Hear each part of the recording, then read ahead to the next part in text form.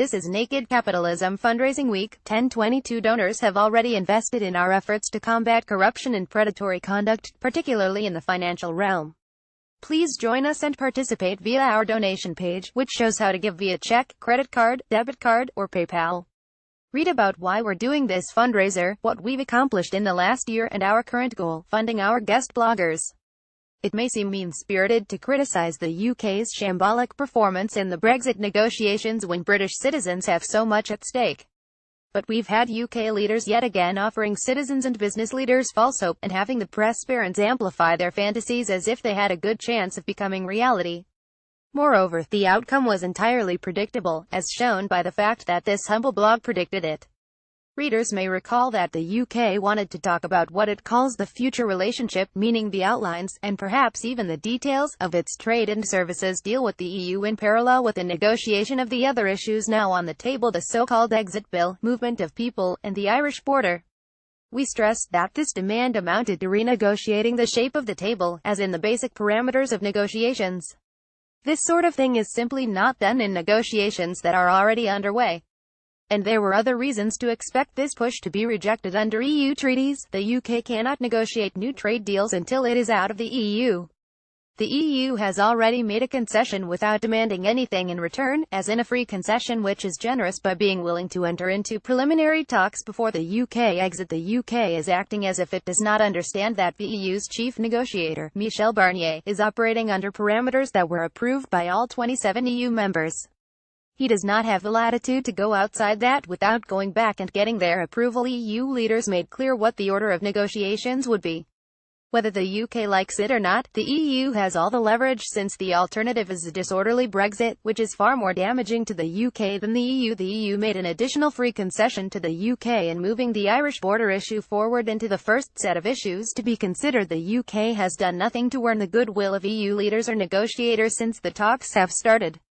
UK officials have not only continued their pattern of being hostile, often based on claims that show ignorance or deliberate misrepresentation, but have also ignored clear and consistent messages from EU leaders and continued to be shockingly unprepared for negotiations. The EU made clear it was unreceptive to the UK's push at the September round of negotiations, which virtually ground to a halt. Various EU leaders, either in their own name or via leaks, made clear afterwards that the EU was very unlikely to decide, as the UK had hoped that the EU would decide in October that enough progress had been made on important Brexit issues so as to start talking about the future relationship. Put it more simply, virtually nothing has been settled. How could the Brits fantasize that the EU would roll over? So what if Theresa May gave a speech in Florence outlining a 50,000-foot idea of what a transition deal might look like? That doesn't mean the EU is prepared to entertain it now.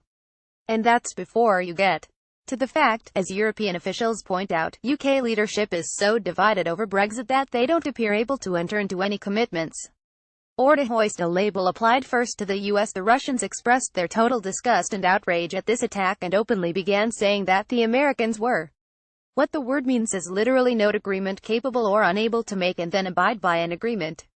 What that word means is literally note agreement capable or unable to make and then abide by an agreement.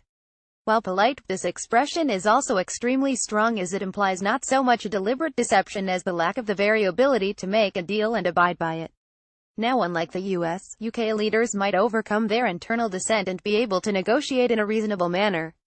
But that isn't where they are now. The situation is so stark that it's not hard to read between the lines of a report in the Financial Times. Germany rejects May's Brexit transition hopes. Some key observations: the EU's chief negotiator, Michel Barnier, made a good faith effort to get a waiver for the UK. But predictably, EU officials were not moved. The uncompromising positions in Berlin and Paris emerged on Friday as ambassadors from the remaining 27 EU members held their first debate on the Union's approach to transition talks, including the option of approving exploratory negotiations at an October summit.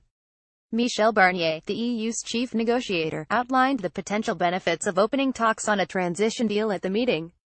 He argued that they could create space to resolve the big outstanding issues on a Brexit bill, as well as recognize Britain's recent more accommodative stance. But this option was firmly rejected by a group of countries led by Germany and France, which took a stricter view on the sequence of negotiations, according to several diplomats briefed on the meeting. The article tries to depict Germany as the heavy, but the opposition to the UK's stance is broad-based. As a rough and ready rule, when Germany and France agree on anything, the rest of the EU generally follows precisely because the two countries typically have very different interests and priorities. Here, we have not just France and Germany in a united stance, but Germany supposedly leading a bloc of other countries too. It is hardly a secret that most if not all of the Eastern European countries whose entry the UK ironically promoted aggressively to weaken the position of Germany and France are particularly hardline about having the UK settle its so-called exit tab first. And recall further that the exit arrangements require unanimous approval of all 27 remaining members. The EU is expecting the worst.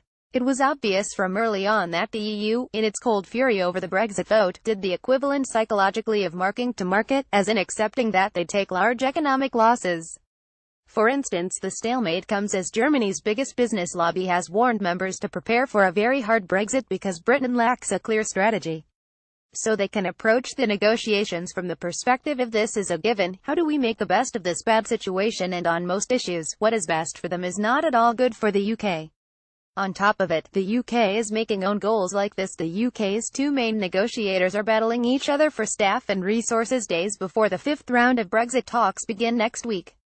According to an internal email seen by the Financial Times, Ollie Robbins, who left his job as head of the department for exiting the EU last month to set up a rival Europe unit in Downing Street, is openly trying to poach his former colleagues from David Davis, the Brexit secretary.